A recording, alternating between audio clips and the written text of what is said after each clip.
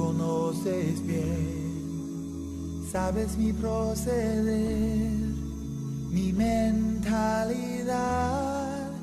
Tú ves, Señor, cuando no estoy en ti, y si caigo me vienes. En nuestro último estudio consideramos el problema del adulterio. Encontramos en Juan capítulo 4 versículos 15 al 18 a una mujer que estaba viviendo con un hombre que no era su marido. Esta relación no es aceptable a Dios. Para que ella recibiera el don de Dios, era necesario que dejara de cometer este pecado. Aunque ella sinceramente pidiera la salvación, no la podía recibir mientras permaneciera en el pecado. La mujer le dijo: Señor, dame esa agua para que yo no tenga sed, ni venga aquí a sacarla. Jesús le dijo: Ve, llama a tu marido, y ven acá. Respondió la mujer y dijo: No tengo marido. Jesús le dijo: Bien has dicho, no tengo marido, porque 5 maridos has tenido, y el que ahora tienes no es tu marido. Esto has dicho con verdad. Juan 4, versículos 15 al 18. Espero que haya quedado muy claro ya que Cristo le puede perdonar cualquier pecado siempre y cuando usted esté dispuesto a dejar de practicar ese pecado. El adulterio no es diferente de cualquier otro pecado. Si usted se encuentra practicando este pecado, Cristo le ama, y Cristo le recibirá y le dará la salvación eterna si usted está dispuesto a dejar de practicar el adulterio y obedecer su evangelio para salvación. Hay perdón para usted. Había para esta mujer samaritana, hubo para muchos cristianos en aquel tiempo perdón que dejaron de practicar tales pecados. Y hay para usted hoy día también, por medio de la gracia de Dios en Cristo. El adulterio y la fornicación son pecados muy comunes en nuestro medio. Pero a veces hay personas que no están seguras si están viviendo en una relación legítima o no. Por este motivo, y para que todos veamos la seriedad del matrimonio, vamos a investigar lo que la Biblia enseña sobre el matrimonio, o sea, el casamiento. Usted debe saber que hay diferentes opiniones en cuanto a lo que sea un matrimonio lícito. Por favor, olvide toda idea previa e investiguemos lo que la Biblia enseña sobre lo que es necesario para formar lícitamente un hogar. En Génesis capítulo 2, versículos 22 al 24, la Biblia relata la formación del primer hogar. Esta fue la primera vez que un matrimonio había sido contratado. La Biblia dice en Génesis capítulo 2, versículos 22 al 24, y de la costilla que Jehová Dios tomó del hombre, hizo una mujer, y la trajo al hombre. Dijo entonces Adán: Esto es ahora hueso de mis huesos y carne de mi carne. Esta será llamada varona, porque del varón fue tomada. Por tanto dejará el hombre a su padre y a su madre, y se unirá a su mujer, y serán una sola carne. Con estas palabras sencillas, la Biblia nos instruye sobre el primer matrimonio y al mismo tiempo nos da las reglas para futuros matrimonios. La Biblia nos da a entender que el matrimonio es la unión de un hombre y una mujer en una persona nueva, una sola carne. Este matrimonio primitivo no dependía de la iglesia ni de las autoridades de un gobierno para ser lícito. Los 3 individuos que tomaron parte en este pacto matrimonial eran el hombre, la mujer y Dios. Miles de años después, Mateo escribió las palabras de Jesucristo que se refieren al mismo caso y que enseñan la misma verdad. En Mateo 19, 3 al 6 tenemos un texto muy instructivo en cuanto al matrimonio. Cristo insiste que los principios que Dios estableció en el huerto del Edén están en vigencia todavía. Las nuevas instituciones que han sido formadas posteriormente, tales como la nación y su gobierno y la Iglesia, no han cambiado la voluntad de Dios para esta, su primera institución entre los hombres, el matrimonio.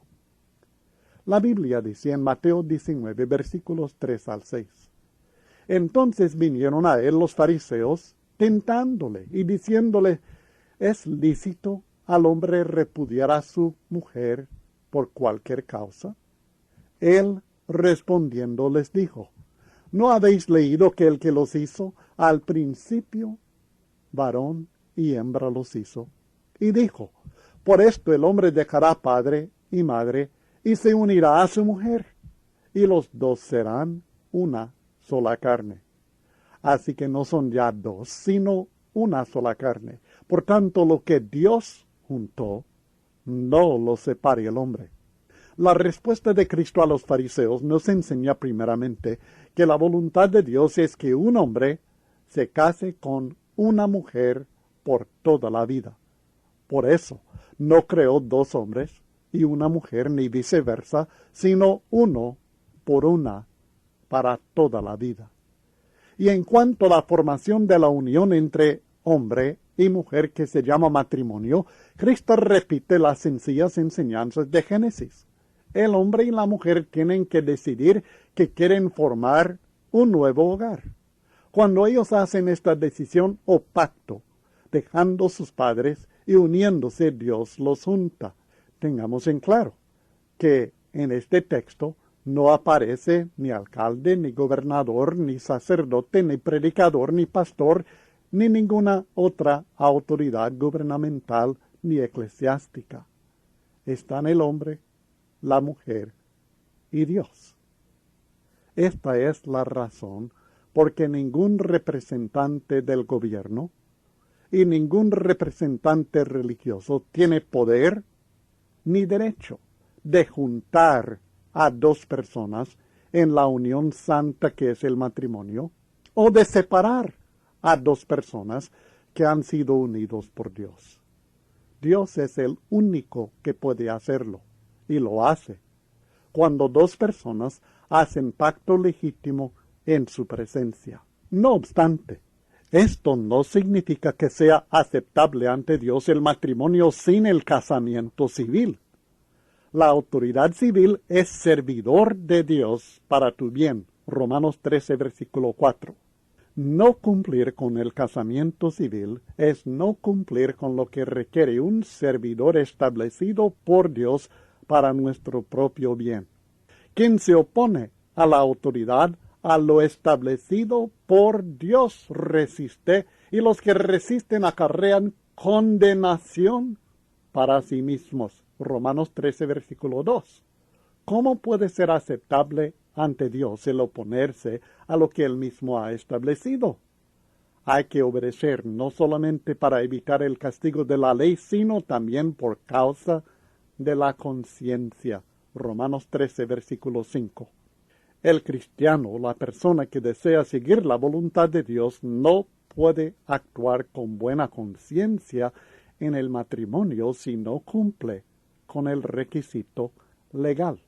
Tanto el cristiano como también la Iglesia del Señor tienen la responsabilidad delante de Dios de sujetarse a la ley civil. Esta verdad se presenta claramente en Romanos capítulo 13, versículos 1 al 6. Y la enseñanza en este texto concuerda con las palabras de nuestro Señor Jesucristo en Mateo 22, 15 al 21. Romanos capítulo 13 enseña claramente que las autoridades que gobiernan son establecidas por Dios, no por Satanás, como muchos creen. Sujetarse a la ley civil no es opcional para aquel que desea agradar a Dios. Es parte de su obediencia a Dios. No hacerlo es pecar contra Dios. Esta sumisión no es solamente a aquellos gobernantes buenos y justos. El gobierno romano al cual estaban sujetos los cristianos en aquel tiempo era un gobierno pagano, inmoral, injusto y hasta perseguidor de la Iglesia del Señor. adoraban a su emperador en vez de Dios. Varios de estos emperadores eran homosexuales. Autorizaron la crucifixión injusta del propio Hijo de Dios. Mataron cruelmente a miles y miles de cristianos porque no aceptaron adorar a su Dios falso, el emperador. No obstante todos estos errores y toda esta perversidad de este gobierno romano, el Espíritu Santo les exigió a los cristianos sujetarse a estas autoridades superiores, excepto, por supuesto, en aquello que resulte en desobediencia a Dios. Por tanto, la sumisión a la ley civil no depende de que sea bueno o justo el gobierno. Por supuesto, aunque Dios establece los gobiernos, esto no quiere decir que Él apruebe su injusticia o su inmoralidad. Por este motivo, cuando una ley civil contradice una ley divina, el cristiano tiene que seguir la ley divina. Pero la ley que requiere el casamiento civil no contradice la ley divina, sino que apoya esta ley divina. Desde el momento de juntarse para formar un nuevo hogar en adelante, no son ya más dos, sino una sola carne. Y la amonestación de las Escrituras es que ningún hombre debe separar lo que Dios ha juntado. La fornicación es la relación sexual de dos personas que no han formado hogar. El propósito de ellos es simplemente la satisfacción de la carne, sin sujetarse al pacto matrimonial. Como puede ver, hay una distinción bien marcada entre la fornicación y la relación sexual en el matrimonio. Juntarse para satisfacción carnal es muy diferente de formar un hogar responsable en base a un pacto acordado delante de Dios y legalizado ante las autoridades humanas. Y luego, gozar de la bendición de la relación sexual que Dios ha establecido para el bien de hombres y mujeres debidamente unidos delante de Él. Hay otro texto que revela la misma verdad que hemos estado estudiando. En Malaquías capítulo 2, versículo 14, el último libro del Antiguo Testamento, el texto dice: «Mas diréis, ¿por qué?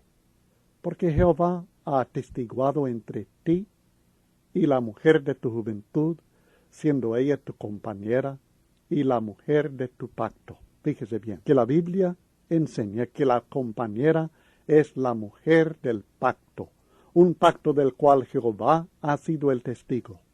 La infidelidad a este pacto es adulterio. ¿Por qué? Porque aunque no lo sepan, de ellos dos, Jehová les ha hecho uno. Y estos tres individuos necesarios para hacer este pacto matrimonial son el hombre, la mujer y Dios. Por tanto, el matrimonio o casamiento de que la Biblia habla no es una sencilla ceremonia civil o una elegante ceremonia religiosa. Es un pacto solemne entre el hombre y la mujer, con Dios atestiguando y juntándolos en una sola carne. Tales personas, bíblicamente hablando, están casadas. Estos no son textos aislados. Pruébese con la Biblia para conocer su verdadera condición delante de Dios. Cristo, veniste a salvarme, veniste a salvarme, nunca dejes de salvarme, veniste a salvarme.